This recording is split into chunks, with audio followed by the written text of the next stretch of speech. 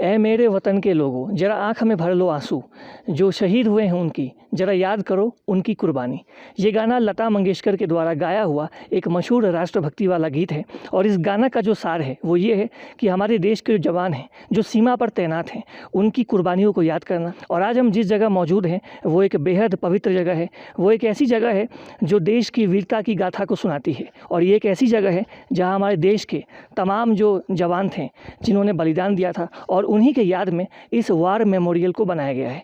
जी हाँ, हम इस समय तवांग में मौजूद जो वार मेमोरियल है, हम वहाँ पे इस समय मौजूद हैं। इस वार मेमोरियल को 1962 के दौरान जो भारत और चीन के बीच युद्ध हुई थी, उस दौरान जो हमारे तमाम जवान शहीद हुए थे, उनके याद में ये मेमोरियल बनाया गया है। आप मेरे पीछे देख सकते हैं, ये बड़ा सा एक स्तंभ बनाया गया है उनके याद में। और इस स्तंभ को एक बुद्धिस्ट आर्किटेक्चर की तरह बनाया गया है, जो हमारे देश के सैनिकों की शहादत जो है उसे याद करती है, उनकी कुर्बानियों को याद करती है। जैसा कि आप सब जानते हैं कि हमारा जो पड़ोसी देश है चीन की अक्सर ये आदत होती है कि वो दूसरों की ज़मीन को हड़पता है। उसे एक लैंड माफिया भी कहा जाता है चीन को। और चीन की ये जो बीमारी है, इस बीमारी का इलाज हमारे देश के वीर जवानों ने 1962 के भारत चीन युद्ध के दौरान की थी, जिसमें हमारे देश के 2420 जवान जो है वो शहीद हो गए थे। और आप देख सकते हैं ये वार मेमोरियल जो है, तवांग वार मेमोरियल, यहाँ लिखा भी हुआ है कि इसे 2 नवंबर 1999 को बनाया गया था, ताकि हमारे जवानों की जो वीरता है उसे याद किया जा सके। हमारे जवानों की जो बलिदान है, जो सुप्रीम सेक्रीफाइस उन्होंने देश के लिए दिया है, उसे याद किया जा सके। और इस वार मेमोरियल की जो अनोखी बात है, मैंने जैसे बताया आपको कि बुद्धिस्ट आर्किटेक्चर भी यहाँ दी गई है। तो यहाँ जो आप देख सकते हैं, इसे मनी कहते हैं बौद्ध धर्म में। और इस मनी को ऐसे घुमा के जो एक खास बौद्ध मंत्र है उसे लोग पढ़ते हैं, और शांति का संदेश, भाईचारे का संदेश पूरे विश्व भर में लोग देते हैं। तो आप देख सकते हैं यहाँ पे जो हमारे सैनिक शहीद हुए थे उन सभी के नाम इस बोर्ड में लिखे हुए हैं। और ना सिर्फ ये नाम लिखे गए, ये नाम इसलिए लिखे गए ताकि देश के लिए उन्होंने जो सर्वोच्च बलिदान दिया है उसे याद किया जा सके। और यहाँ जो है आप देख सकते हैं 9 पंजाब रेजिमेंट के जो तमाम जवान हैं जो शहीद हुए थे 1962 के युद्ध में, उन सभी का नाम यहाँ लिखा हुआ है। ठीक इसी तरह हम चाहेंगे कैमरामैन आपको दिखाए कि राजपूत जो रेजिमेंट है, 2 राजपूत रेजिमेंट है, उनके जो तमाम सैनिक हैं जिन्होंने अपने बलिदान दिया था जंग में लड़ते लड़ते चीनी सैनिकों के खिलाफ, उन सभी के नाम यहाँ अंकित किए गए हैं। क्योंकि हमारे जो तमाम 2420 सैनिक थे जिन्होंने शहादत देकर इस देश की रक्षा की थी 1962 में।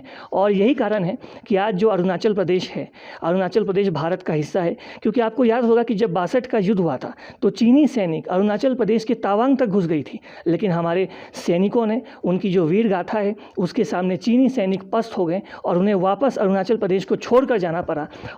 और 1962 में जब चीन के खिलाफ युद्ध हुआ था तो उस युद्ध में जो परमवीर चक्र से सम्मानित किया गया था वो थे सूबेदार जोगिंदर सिंह, जिनकी यहाँ एक मूर्ति भी लगाई गई है।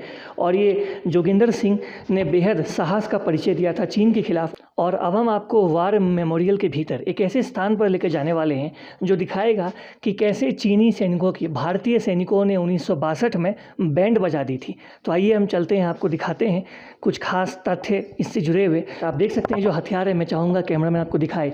तमाम जो हथियार हैं, ये गन मशीन आप देख रहे होंगे, ये चाइनीज़ गन मशीन है जिसे भारतीय सेना ने 62 के युद्ध के दौरान वहाँ चीनी सैनिकों से कब्जे में लिया था। इसी तरीके से आप देख सकते हैं जो RIF 7.62 mm बोल्ट एक्शन ये गन है, ये चाइनीज़ गन है। और इस गन को भारतीय सेना ने कब्जे में लिया था 1962 के वार के दौरान। ठीक इसी प्रकार से तमाम आप देख सकते हैं जो ये बंदूकें हैं, जो हथियार है, वो चीन से कब्जे में लिए गए थे 1962 के युद्ध के दौरान। और ये कुछ तस्वीरें हैं, आप देख सकते हैं तवांग मोनेस्ट्री की तस्वीरें, काफ़ी पुरानी ये फ़ोटो है, 1962 की फ़ोटो है। और यहाँ आप देख सकते हैं कि हमारे जो भारतीय जवान हैं वो तवांग मोनेस्ट्री की रक्षा कर रहे हैं, तवांग मोनेस्ट्री को डिफेंड करते हुए दिखाई दे रहे हैं। और इसी प्रकार से आप देख सकते हैं ये 1962 का मैं चाहूँगा तस्वीर दिखाई कैमरामैन आपको कि कैसे भारतीय सैनिक पोजीशन में हैं और चीनी सैनिकों का डट कर यहाँ मुकाबला कर रहे हैं। और इसी प्रकार से यहाँ एक और फोटो है, army vehicles convoy moving up to forward LOC, यानी कि लाइन ऑफ कंट्रोल तक जो भारतीय सैनिक हैं वो जब जा रहे थे युद्ध के समय, उस दौरान की ये तस्वीरें हैं। तो ये तमाम जो तस्वीरें हैं ये इस बात की गवाह है कि कैसे भारतीय सैनिकों ने कम संसाधन होने के बावजूद भी चीनी सैनिकों का डट कर मुकाबला किया था और देश की रक्षा में अपना सर्वोच्च बलिदान भी बहुत सारों ने दिया था। अब देखिए ये जो तमाम जो यहाँ आप देख सकते हैं इस ग्लास के भीतर ये हमारे सैनिकों का हेलमेट है, ये हमारे सैनिक का बोतल है जिस समय युद्ध के दौरान जिसका इस्तेमाल हुआ था। ठीक उसी प्रकार से ये एक टिफ़िन है और इस टिफ़िन में सैनिक जो है वो खाना भर के सीमा पर लेकर जाया करते थे।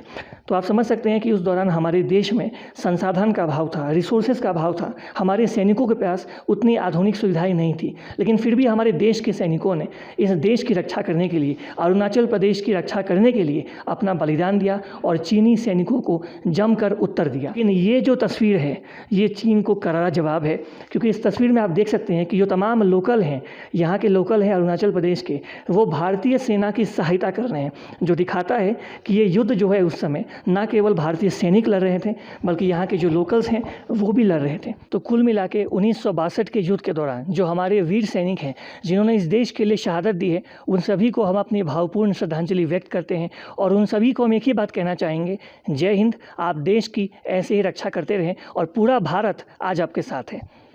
और अधिक खबरों के लिए आप लगातार देखते रहिए ईस्ट न्यूज़। हमारे फेसबुक, यूट्यूब, इंस्टाग्राम पेज को लाइक करें, शेयर करें और सब्सक्राइब करें। तब तक के लिए आप सभी को हमारा धन्यवाद।